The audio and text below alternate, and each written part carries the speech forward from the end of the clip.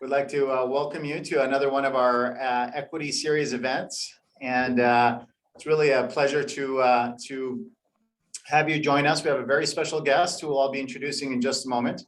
When I sent out the invite to some of us here at the COE, I used a link that had my specific information. So if you're coming up as Faris Sabah, if you wouldn't mind right-clicking on your picture and selecting rename and putting your actual name, that would be wonderful.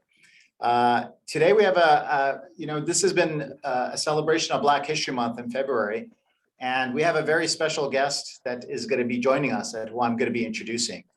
And this is for those of us who have lived in the area for a long time, who have worked here at the COE. This is somebody who you know very well, somebody who is really a role model and inspiration for me in my work as county superintendent. I'd like to introduce to you Michael Watkins, who was born and raised in Oakland. He studied at Cal State Hayward, where he got his bachelor's in psychology. He also got a teaching credential in history and special education and a master's degree in school administration. He has been working in education for 45 years and has held positions in a variety of programs. And in the County Office of Education, he was our Director of Special Education, of Alternative Education, and he is the first African-American to be elected County Superintendent in California. And that he held that position for 12 years. He's been recognized for his work in advocating for students here in the county and across the state. He was the president of the California Schools Association of County Superintendents, the CISESA, representing us and advocating for us at the state level. And so it is really my honor and my pleasure to welcome Michael Watkins, our former superintendent, and he is going to be talking to us today about the importance of studying Black history. Michael, welcome. Thank you again for that kind introduction. We'll begin with some music, folks. Thank you all for being here. Lift every voice and sing till earth and heaven ring with the harmony of liberty. Let our rejoicing rise high as the listening skies. It resound loud as the roaring sea.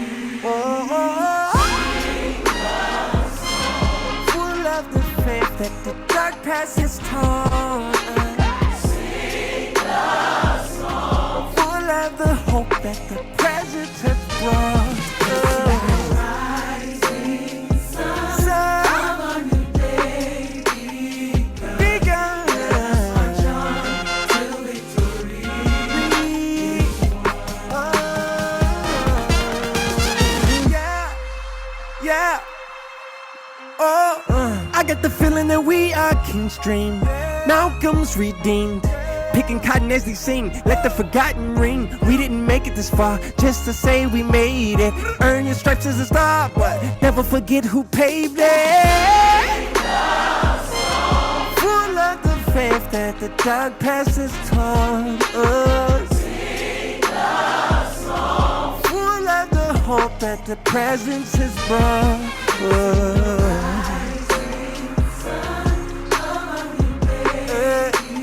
Day begun.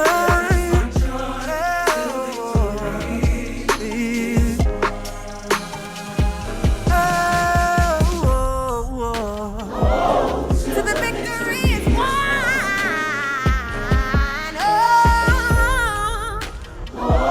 Till the victory. Till every soldier comes home and every kid gets to be grown. Till the victory is won.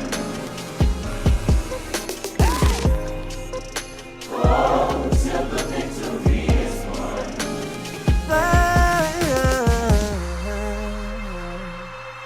Facing the rising sun of a new day begun.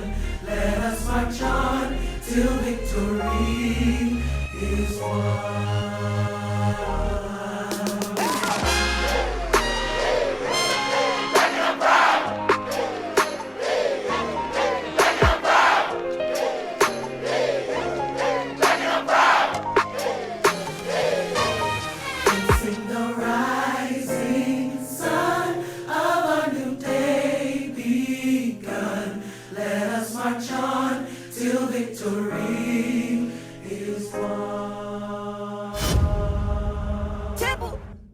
If you know the name of that song, put it in the chat room while we listen to one more song.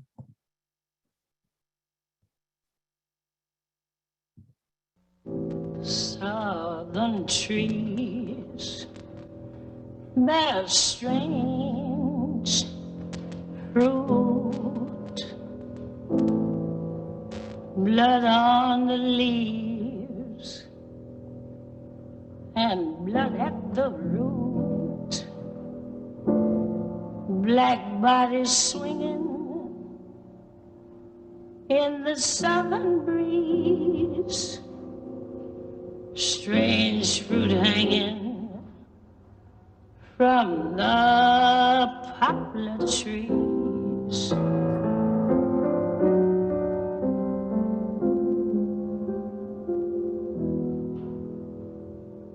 Pastoral scene of the gallant South,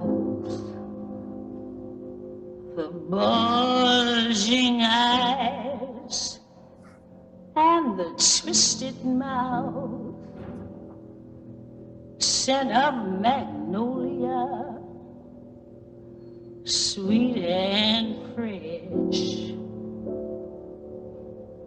Then the sudden smell of burning flesh.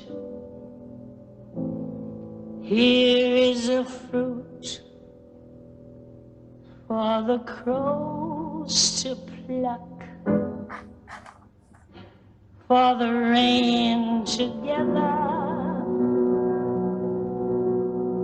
for the wind to suck, for the sun to rock, for the tree to drop.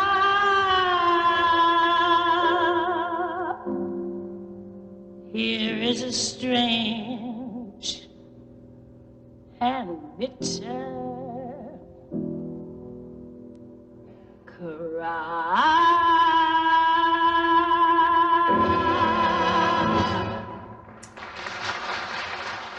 African American musicians have established a long tradition of creating music that addresses complex social and political issues such as slavery, Jim Crow, systemic racism, and police brutality. Through personal social activism, as well as their art, these musicians have inspired hope and unity and rallied people to action. The tradition of resistance through song began from the earliest days of slavery into the present day. This song was banned from the radio because it offended the South. It almost destroyed Billie Holiday's career. And also Time magazine mentioned this song as the most influential song in the past decade. The reason I start there is because music has a long tradition in the African American community. And I wanted to give you that perspective. Anyone, I don't have the chat, Ferris. Anyone in the chat recognize that first song? So we had Kimlin mention that her mom, who was an activist in the 50s, told her that the name of it was the Negro National Anthem. And Andrew Goldenkrantz said that he, with a question mark, said, is it lift every voice and sing? That's correct, the Black National Anthem. They're both right. Congratulations, Andrew. We'll talk about today how Black History Month began. We're going to have to throw in some systemic racism, obviously, and why Black history is so important. The origin of Black History Month. In 1926, self-made Black scholar Carter Woodson created this as a predecessor to Black History Month, Black History Week, with the dream of using this to eradicate racial inequality. He envisioned schools having a year-round focus on Black studies, culminating with students demonstrating what they learned during the months that coincided with Abraham Lincoln and Federal Douglass. Carter Woodson remains the only person whose parents who enslaved to obtain a PhD, and that was in 1912. So think about that. There were 4 million slaves And he's the only one whose parents were enslaved to earn a PhD. That's a profound thought to me, because if you look at the history of America, and through that lens, most African Americans are already starting, with 3 strikes almost before they even begin. So that's where it began. I want to talk a little bit about my history. This is my family.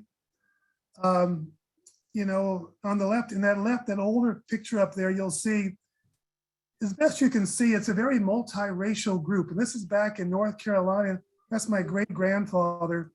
And so probably around the turn of the century, late 1800s.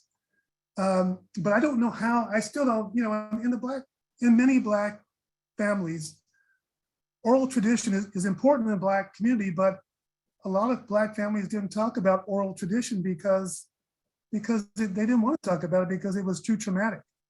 So for me, my oral tradition is really limited to some degree. And you can see my grandmother in the middle there. She's Black, really dark skinned. My mother is very light. On the left-hand corner over there, and that's me. That's me. I'm looking a bit shell-shocked. So those are my grandparents, actually, my grandfather there, who was a Pullman porter. So I remember going in Oakland, he worked up for the Southern Pacific Rail Lines, and I would go in Oakland when they pull into the train station. And if you can look up Pullman porters, I'm not going to do a history lesson on Pullman porters, but they were there to cater to basically the white clients. And they wore a tuxedo. They were very well dressed. And so I would come on as a kid, and get the free food. He was able to let me on, I guess. But it was a very subservient role. But they never complained. My grandparents never complained. My grandmother, the dark one back there on that same picture, she worked in the iron factory, ironworks, and so smelting, iron. And so that was a very difficult job for her.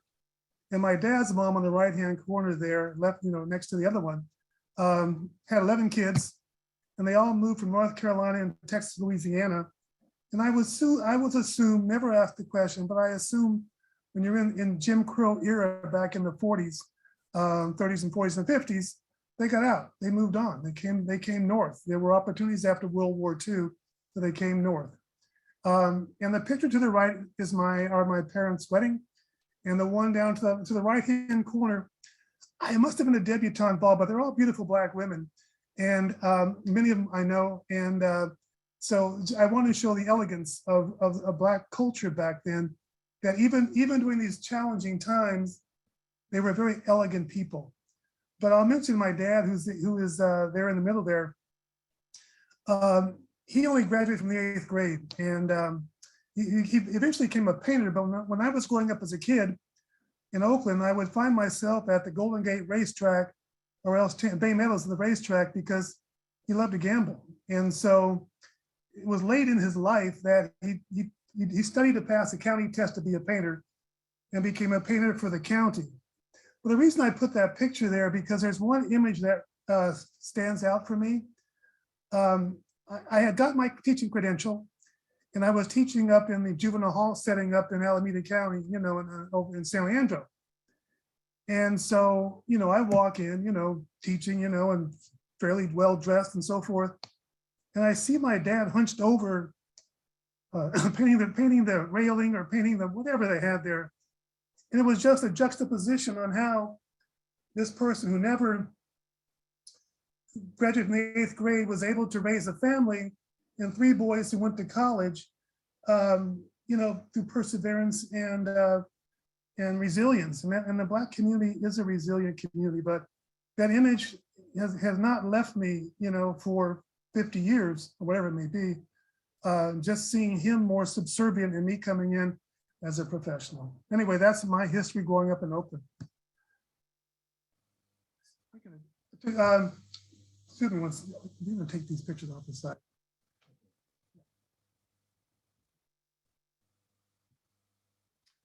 Okay, to talk about Black History Month, we must talk about race. How do you define race? A Northwestern University study found that 37% of white people and 25% of Black people believe biology determines race.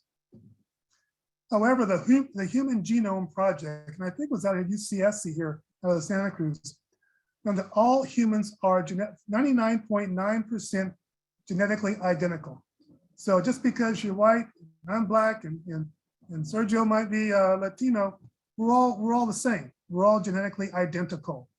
So race is a social construct based on political expediency and bad science. It has wreaked havoc for centuries. A couple of examples of that. I remember when I was in college, William Shockley was a professor over at Stanford in the 80s. And he espoused that, what was the term called? Dysgenesis or retrogressive evolution. Basically saying that Blacks were inferior to whites. And this is in the 80s, late 80s. And he advocated, there was a welfare system back then. I'll get to that welfare system later on. But he was advocating for voluntary sterilization instead of with being paid, as opposed to basically, welfare, or you get food stamps. I mean, this is the late 80s. People were still thinking about that. And just recently, folks, the NFL settled a lawsuit from former football players who were basically assessed for traumatic brain injury, ALS, or other dementia. And they were using a different standard for Blacks because they felt that the NFL, 1921, the NFL, the National Football League, used a different standard for Blacks because they felt that Blacks had inferior intellect. So maybe hundreds of Blacks never got paid their due because they couldn't reach that same threshold that the white players did because they used, insufficient science. There was a lawsuit. They're trying to correct that now, but this is 1921, folks. You can welcome again to put anything in the chat room you like. Moving on to 1968, the Kerner Commission delivered a report to then President Lyndon Johnson, examining the cause of civil unrest in African-American communities.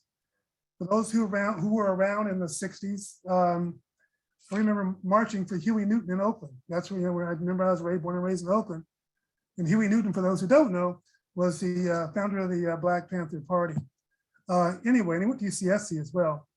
The Kerner report named white racism, this is our federal government, folks, named white racism leading to pervasive discrimination in employment, education, and housing. I was crunching some numbers on incarceration, and the incarceration rate for Blacks 18 to 24, I think, is 1 in 9. I think from Blacks from 18 to 34 is 1 in 15. Let that sink in for a minute. 1 in 9 Black men between the ages of 18 and 25, I said, are have been in the criminal justice system. And the result of that as well, you hear a lot about voting rights these days. If you're in that criminal justice system, you can't vote. I think there were 5 million individuals last voting period who could not vote because they were in the criminal justice system. But back in 1968, they explicitly talked about white racism. It's almost taboo today to talk about white racism. And again, I will get to that shortly. So systemic racism is a form that is embedded in the laws and regulations of a society or organization. You look at the Jim Crow laws of the 1900s, with colored versus white hotels. You saw the Green Book, where if you're a Black musician, you had to get this Green Book out to see where you can go to eat, to sleep, to get a cab or whatever else it may be. And it manifests itself as discrimination in such areas as criminal justice, which I just mentioned, employment, housing, healthcare, education, and political representation. It manifests itself in discrimination in areas such as criminal justice, which I talked about, employment, housing, healthcare, education, and political representation. All of those areas are, there's very few Blacks in most of those areas. Our healthcare opportunities, also the mortality rate, infant mortality rate is much higher for Blacks than it is for whites. Now, maybe this will be help out a bit.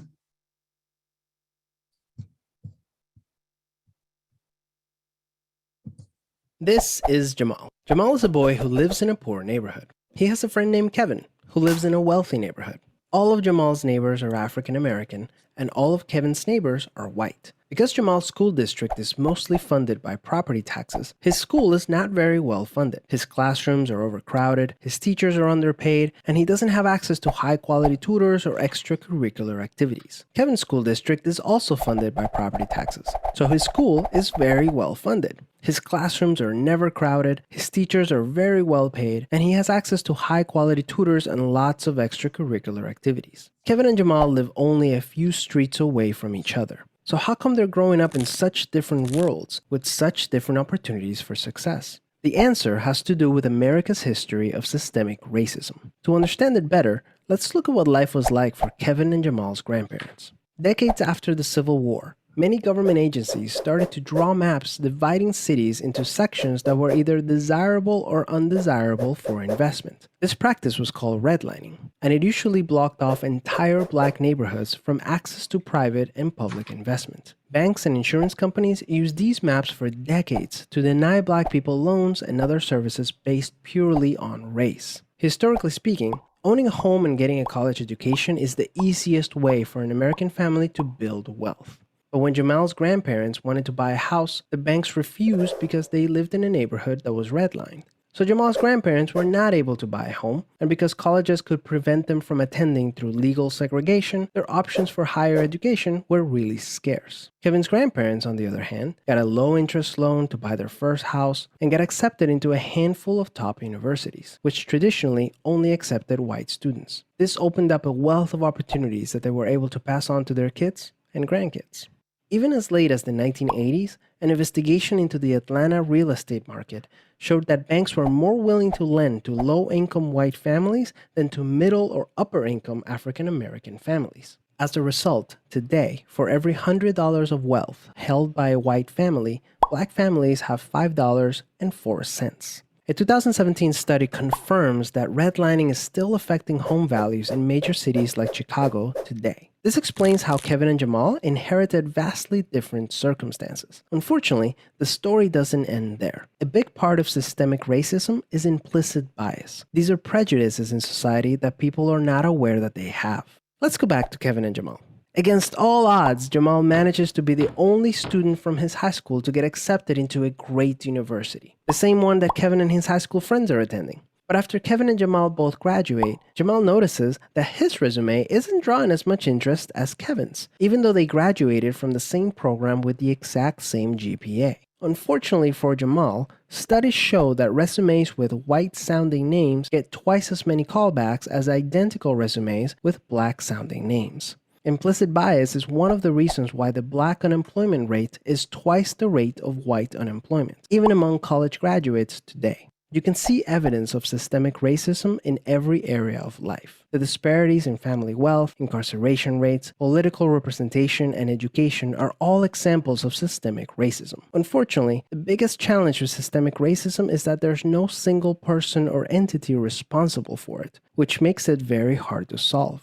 So what can you do? The first thing you can do is work towards becoming more aware of your own implicit biases. What are some prejudices that you might hold that you're not aware of? Second, let's acknowledge that the consequences of slavery and Jim Crow laws are still affecting access to opportunity today. As a result, we should support systemic changes that create more equal opportunities for everyone. Increasing public school funding and making it independent from property taxes would be a great start, so that poor and wealthy districts can receive equal access to resources. Systemic problems require systemic solutions. Luckily, we're all part of the system, which means that we all have a role to play in making it better. Peace. Before we move on, I'd like to This is Jamal. I'd like to get maybe some of your comments thus far, some thoughts. I guess you can raise your hand first. You can let them in. You can put in the chat. What are your thoughts so far about implicit bias, critical race, which I move on to, but some of the comments that I mentioned thus far. Anyone can open up. Don't be shy, Andrew.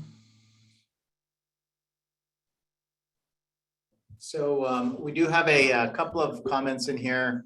One of them asking about your experiences as a Black superintendent and what that experience was like, and also about your experience traveling in the South. So I don't know if you want to talk about that now or maybe later on. I can talk about it while it's front and center. I can think the second one's easiest. I've only been to the South once, and that was in Louisiana. And I found most African Americans more subservient, that's a strong word, but less vocal than I might have been. They still saw their role as somewhat not on an equal plane as we see up here in the North or in the West. Even though my family had reunions back in North Carolina, in Texas, Louisiana, I didn't go. You know, I had enough issues. I was in Phoenix, Arizona for a while, and I didn't want to put myself in that position. You know, my wife was white, and this was 60s or and so forth. And even if we got married at a time when it was illegal in other states. So to answer that last one was easy. I just avoided it except for that time in Louisiana, which I did know. And I've talked to other Blacks from the South, and maybe it's, I might be reading into it a bit, but I think that fear still pervades on how you interact with white folks. I'm going to end up, when we end this conversation, we're going to, you can just look at Ahmaud Arbery, a Black man, or Trayvon Martin, Black men, walking, buying Skittles, or just jogging.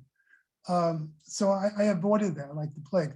But the first question, so as a Black superintendent, when I first got there, it was very odd because I don't golf.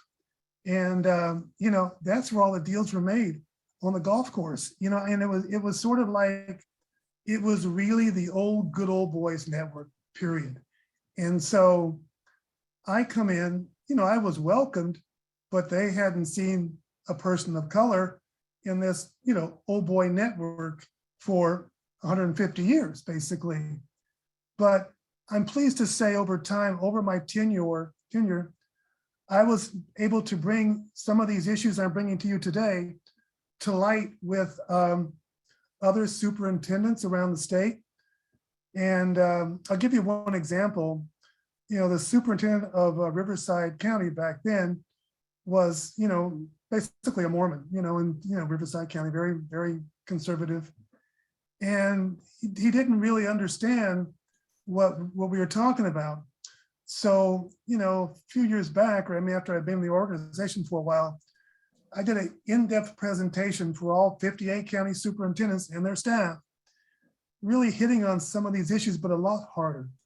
And as a result of that, he developed a blueprint for African-American achievement out of Riverside County, which is still very relevant today. So it's been an evolution. And I think that's part of my mission, is to continue that dialogue, because being sort of biracial myself, if I'm Black, I don't even know what I am, but I do know. But I never understood my Blackness until I got older and realized, yeah, I am Black. I'm not white or whatever else people, aren't you Italian or whatever they were back then? But no, I'm Black. And so I wanted to embrace that Blackness because I see how hard my ancestors had to work so I can get to where I am. My aunt was even a domestic. I used to go to the Pacific Heights in San Francisco, these really big, opulent houses overlooking the bay, because she was a domestic for one of the richest people in San Francisco, which means you iron their shirts, you shine their shoes, you cook for them, you live there. But they would drag me over there once in a while because they didn't have a babysitter, I guess. But those types of stories still resonate with me today. And that's why I'm sort of, I continue to do work in this area because I want to educate people who don't understand the history of our country. And it's getting worse when we talk a little about critical race theory and what most legislators are trying to do today. And I'll talk about that. What was the second? Any other questions there, Ferris? Well, there is one actually about something that you kind of touched on, which was Kim says that she recently visited Central High School in Little Rock, Arkansas, which was ground zero for school integration in the 50s. And she finds it heartbreaking that schools are even more segregated now than ever. Another indicator of the systemic racism that you talked about. Okay, thanks. Okay, we'll move on a bit.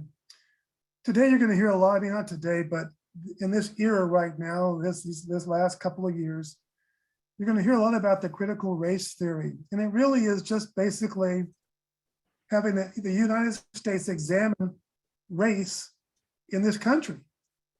I'll get to that. And so what's happening has been a backlash because of that. It came out of the 1619 Project, really trying to look at slavery, the intersection of, why African Americans aren't achieving as well as whites and so forth, which we all know. But listen to this. As of January 22nd, 37 states have introduced legislation to restrict teaching critical race theory or ways in which teachers can discuss race in schools. Okay, let me read that one more time. As of January, this is January this year, 37 states have introduced legislation to restrict teaching critical race theory or ways in which teachers can discuss race. So teachers are being hamstrung in many districts or in many states because they don't want to open that wound up. They don't want to go back and talk about Jim Crow or Black racism or whatever else it may be. Trevor Noah has a great quote, and I'm going to do this next. If you don't know Trevor Noah, he's a comedian. He has a book, Born a Crime. But he grew up in South Africa where the apartheid system, which again, separation of blacks and whites, was much more profound, and it went on much longer than we have here in America.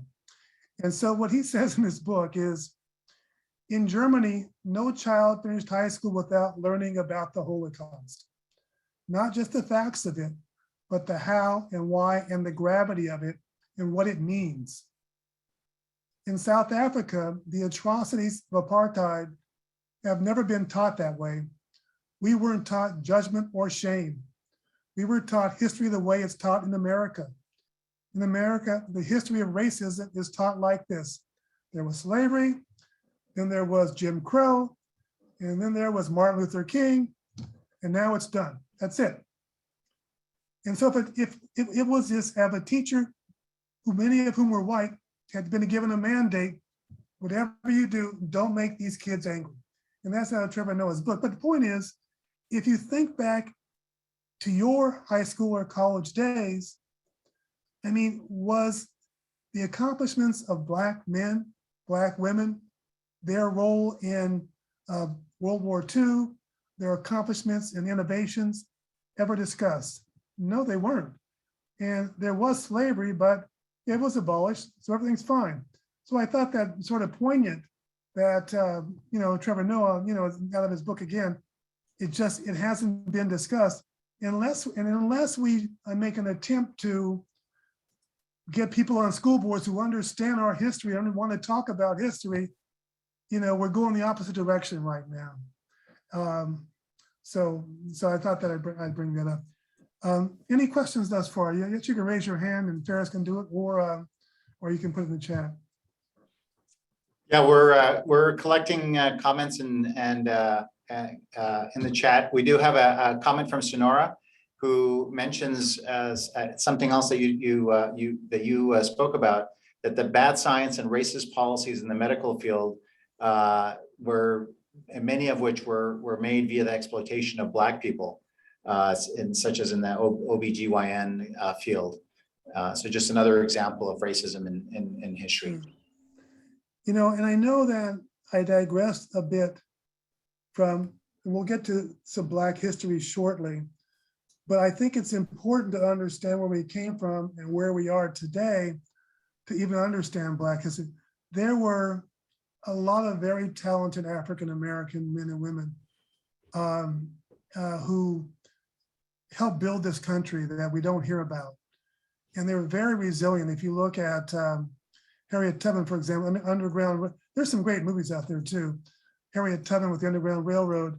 I mean, going back and forth from the South and the North, just freeing slaves and so forth. So yeah, we can get to some of that, but maybe not today, but we'll get to it some other time. We have another question, Michael, from someone asking, so what can schools do? Maybe you can get to this later on in your chat, but what can schools do to teach realistic, accurate history and current events when it comes to African Americans and African American experience? There are a number of great books out, which I could email you a list, Ferris, and you can get it out to the participants. But I do with the caveat, I think here in Santa Cruz County, we're okay, for, a lot of the curriculum is adopted by the board. And I caution teachers, I think you're okay. But again, if you have a conservative board and they find out you're teaching, look at some of the band books. I thought it was the one, Blue Eyes by, I don't think, anyway, but are some, what's that? Okay, but so there are a number of great books and a lot of great videos out there now also on Black history. And I can compile a list for Ferris if you like. But again, I think you have to understand that the school board adopts a curriculum or curricula. And in many cases, I would, if I was a teacher, I'd put myself out on a limb probably and do it. You know what I mean? Parents that complain, okay, my son came home, my daughter came home, and they're feeling white guilt. Your teacher made them feel white, whatever. But I think it's incumbent upon us to again, tell the truth and not rewrite history in a way that's palatable to a certain class. And again, that's what they're trying to do in 37 states. In fact, where I think it's in some of those laws, it's even a crime. They can even fine a teacher for teaching, outside the adopted curricula about race or slavery or whatever else it may be. So I would say tread lightly, but there's there are a number of great resources that I'll get to Ferris for you. And if it were me teaching, I'd go ahead and do it. I'd take my chances. If I were teaching in Arkansas, like somebody said, I probably wouldn't take the chance. I'd probably be fired. I know that, but I probably wouldn't work there. So we have a website of resources, Michael, a website called the Initiative for Racial Justice, where we post. So we'll add all those resources that you'll send us on that website. And I do want to share that many of the people present today are school board members, and here standing in support of you and in support of teaching Black history and the true story of racism. So I think you're absolutely accurate in saying that we have many advocates for discussing and teaching this history here in Santa Cruz. Hey, if the school board's behind you, you're great. I think there's a lot of board members with integrity in Santa Cruz County. So I work with many of them. So I would branch out because I wasn't taught that in school, and I think it's important. I'm going to move on a little bit, and then we'll take some questions at the end. Okay. For those of you who recall, Bernard Kinsey and his wife Shirley are good friends of mine. And maybe I think it's been about 6 or 7 years ago now. We brought his whole collection of African-American art to the mall, and it was very powerful. And Bernard opened the art show. It was an endeavor. Anytime you bring a whole art collection that's been around the world, it's an endeavor. But I think it also had an impact on our community. And so I'm going to give you a clip of Bernard. But I think those types of things, those type of interactions and presentations make a big difference as we educate people from around the world. Let me start here.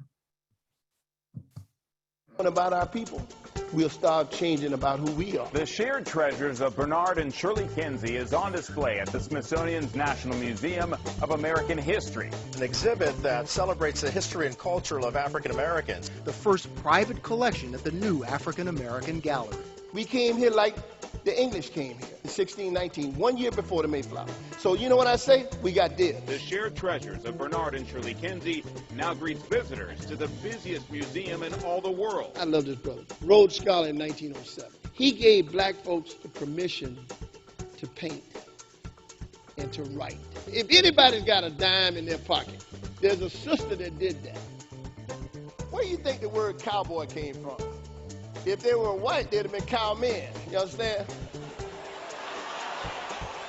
Here's a brother writing a book in 1550 about black folks and black Africa.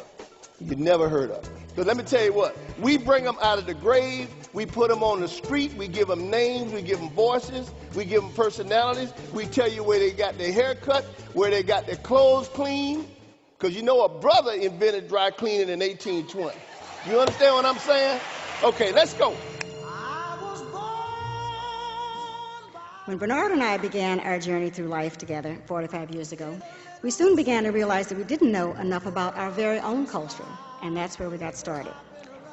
We decided to collect what I call our collective ancestry, all the wonderful stories and contributions of our people.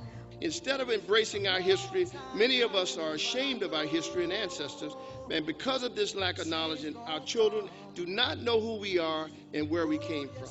Shame on us. Now, you would say, well, why don't we know about this stuff? It's called the myth of absence. The myth of absence basically says that we're invisibly present. We're invisibly present. That means that we're there, but we're just not part of the picture, not part of the dialogue that happens in this country. Anytime you get the word slave, I want you to say enslaved. When you hear the word mercantilism, it means kidnapping. There are the stories that made America, and there are the stories that America made up. We want to motivate, educate, and inspire you to do more, to tell our story, and be proud of the African American experience and being African American. You come from a great place. And because you come from a great place, you don't have to walk into the doors backwards. You follow me? You got dibs here. Did I say it? Now, you hear me? All right, let's keep going. Change gonna come. Oh, yes, it will. What about our people? Anyway, yeah, Bernard, we text back and forth. I'm honored to be a friend of his. We met, I didn't mention to many of you that I'm still the past president of the California Association of African American Superintendents and Administrators, and I was the president for many years. But through that organization, I've been able to connect with a lot of influential Black people who share the same passion for educating our students, and unfortunately our adults now, on the importance of Black history and the contributions of Black Americans. So, you know, Bernard and I have become great friends. Maybe someday we can bring the art collection back up here. Maybe that would be a possibility. We're sort of going to close, but in closing, this is a great quote from Esau Macaulay. Black history offers America a chance to see itself both as what we have failed to become, as we wish ourselves to be. It's not to inspire hate for one race or to foment division. America seeing itself clearly is the first step toward owning and then learning from its mistakes. The second step is the long journey to become that which we hope to be a more perfect and just union. And that was by Esau Macaulay. We'll go ahead and we have a few minutes to take a few questions. So I'll go ahead and open it up. Behind me, you can see, you know, obviously George Floyd in the background. Thank you, Jason, for doing that for me. But, you know, this is just a thumbprint or maybe a fingernail of the number of African Americans who've been killed in unarmed in racial instances, either by the police or other white hatred groups. Their age is right next, and this just goes back to Trayvon Martin 10 years ago.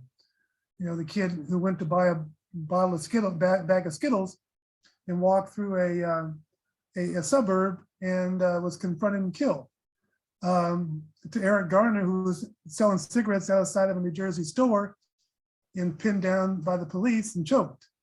Breonna Taylor, who's shot in her own bed, in her own room, and committed crimes. She was a nursing student, I believe. Philando Castile, you know, you can look these up. You know, these are images in my head. Philando Castile's in the car with his girlfriend and their baby. He's pulled over because of a tail light infraction. And so the police say, "I'd like to see your license." His girlfriend says, or Philando says, "Well, you know, he has a permit to carry. I'm reaching for my license. You know, no crimes." Before he can get his license, he's gunned down. And these are all, many of them are all on videotape. I mean, thank God for videotape, some of these things these days. Otherwise, that monster that, you know, that killed Eric Floyd, you know, had his hand on his neck, would still be out of jail. But there are too many more. But I mean, I think society has portrayed Black people in a way that is somewhat, and maybe police fear Black men. I mean, if you see a Black man in a hoodie, you'll probably cross the street. But the portrayal has really made our lives and my grandson's lives challenging as they maneuver their daily lives and where they go and what they do. So before we close, I'll take a few more. We have time for a few more questions in the chat room, or if you want to talk outside the chat room. Again, this was a short presentation. I wanted to hit on a couple of things. If we meet again, sometimes I can talk about really more of the accomplishments of Black history, but I wanted to give you a sense of where Black people are today and why they are there today and why they don't have houses. When you looked at that one economy fact, where every $100 the white family has, Black family has $5. I mean, it speaks for itself. So if there's any other questions before we end up closing it all, or anybody want to go? A couple of questions here. This one is from Sonora, who asks, how do we combat the idea that we can't teach the truth of American history because it will hurt white kids' feelings when non-white kids face discrimination from birth, regardless of their age? And I want to add another angle, which is something we hear, which is, well, in Santa Cruz County, you know, the African-American population is very small.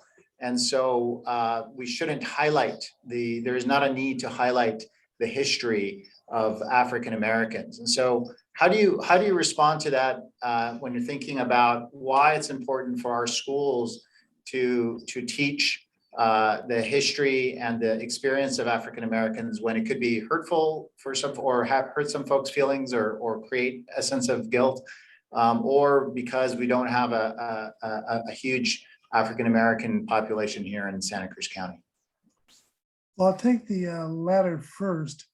Even though there's not a huge African-American population in Santa Cruz County, their academic outcomes are similar to other African-Americans throughout the state. In other words, when I was a superintendent, I understood that they weren't achieving where their peers were because of what we just talked about today. So I think that it's important if someone says, well, why are your resources in education going to support African-Americans, or why even talk about it?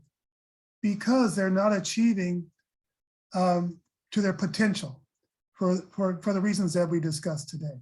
So I think to me, that's reason enough to be in the field of education. I want all of my students to learn. If I have to dump more resources or put more resources behind this, I think that's fair as equity in my mind. the ones who are going to feel, the white folks who are going to feel guilt, I mean, probably even guilty, you know, I mean, they don't want to hear me, they'll probably feel more, you know, moving on, you know, let's just move on from this. But it's like the ones who want to deny the Holocaust. I mean, these are real things that happened in America that if we deny, if I go back to that back last quote, we'll never have a more perfect and just union. So we can't suppress these feelings that most African Americans have. I mean, you know, it's just sort of innate in us, many of us, because we see the injustices, we live the injustices, you know, and so if we want a more perfect and just union, we have to address these things directly, in my opinion, and take it and take a risk. I mean, and hopefully you have a. I hope I don't offend anybody, which is but I can't. But a principal or a superintendent who have your back, basically. You know, I try to have the backs of most of the people that I felt were doing the right thing. And I think if they have in their board, if the superintendent, principal, and board have your back, I would feel very comfortable moving forward with an honest dialogue. Nothing, you're cooking the books, you're just having not rewriting history, you're just having an honest dialogue on what took place in America in the not too distant past. I was reading where there have been, up until 1968, the last 68 years or so, there were over 3,000 lynchings of Black men, and almost 4,000 lynchings of Black men in the United States, mostly in the South. But this is within our lifetime, and so it is a reality. And I think if we don't address it, it'll never get corrected. It'll divide this country, as you can see, we're being divided right now. Very polarizing situation right now. So those are my questions. I don't know if I answered your question, but I think we have time for one or two more if you like. Yes, Shalak asks, what are your thoughts about the long-term impact on the kind of all the pressures that are happening that are impacting the educational system? How is this gonna? I mean, you've seen what's happening at our school board meetings with people coming in here in Santa Cruz County. It's happening as well against ethnic studies. Of course, the issues related to COVID. But what is your perception of where this is headed, and what should we be doing to protect to ensure that this information is part of the conversation in our schools? Well, it may be not what you want to hear, but you have to get involved politically, which is not easy. You can take it from me.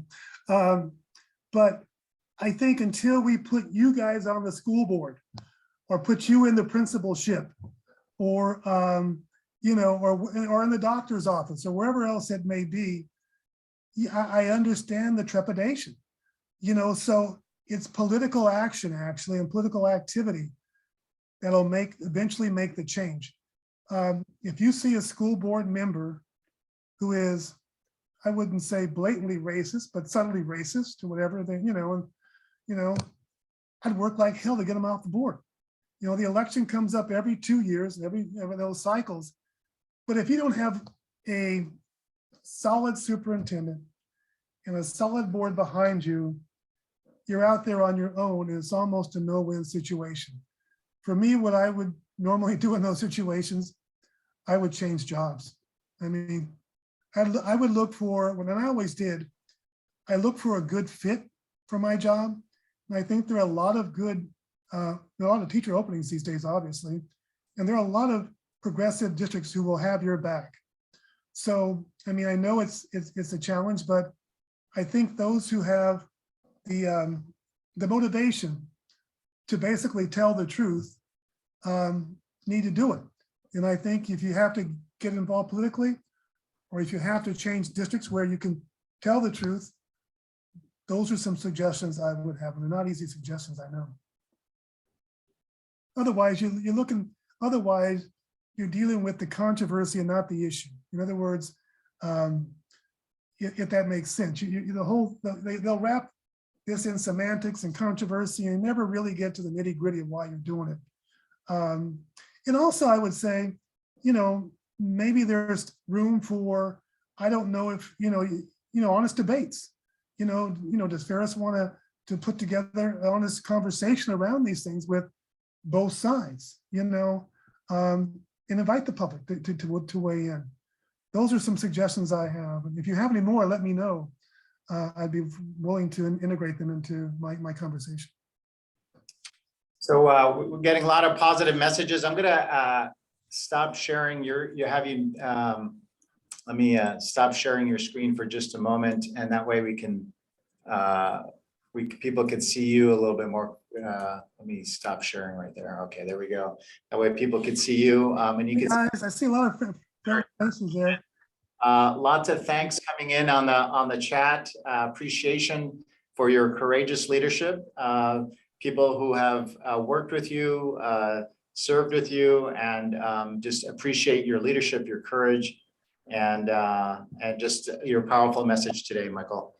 It's a pleasure seeing all of you. Very, very, very nice. Hey, don't leave just yet. I got a little music to play, and then Ferris has my email and stuff. You can always contact me.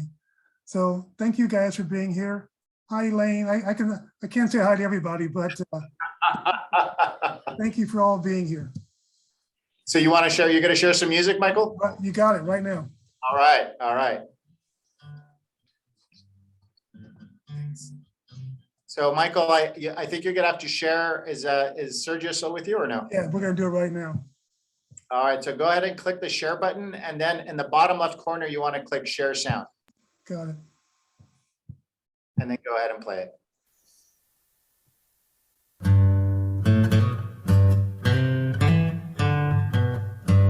Thank everybody again. So much, Michael. Here.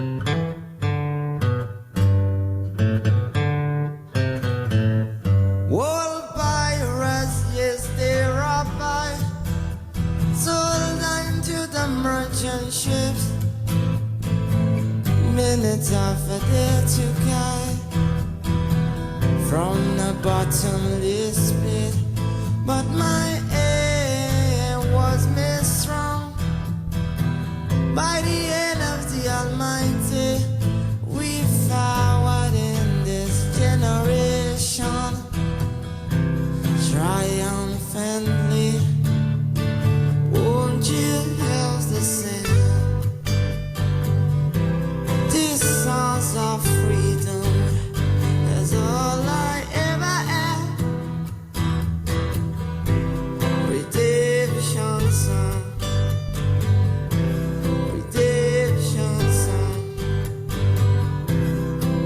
Emancipate yourself from mental slavery. Number two ourselves can free our mind. I've no fear for atomic energy, 'cause none of them can stop the time. How long shall they kill our prophets while we stand aside and look? Some say it's just a part of it. We've got to fulfill the book. Won't you else the same?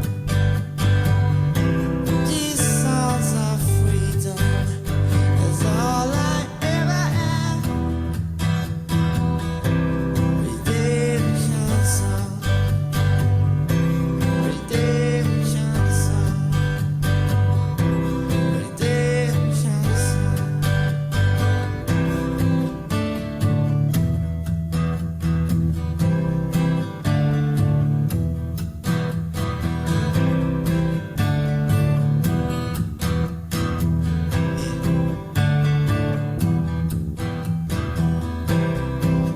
Emancipate yourself from mental slavery. Number two ourselves can free our mind. Whoa, I've no fear for atomic energy, 'cause none of them can stop off the time. How long shall they kill our prophets while we stand aside and look? Some say enjoy was the part of it we got to fulfill the book. Won't you ask the same? These sounds of freedom, that's all I ever had. Redemption song, all I ever had. Redemption song, the sounds of freedom, the sounds of freedom.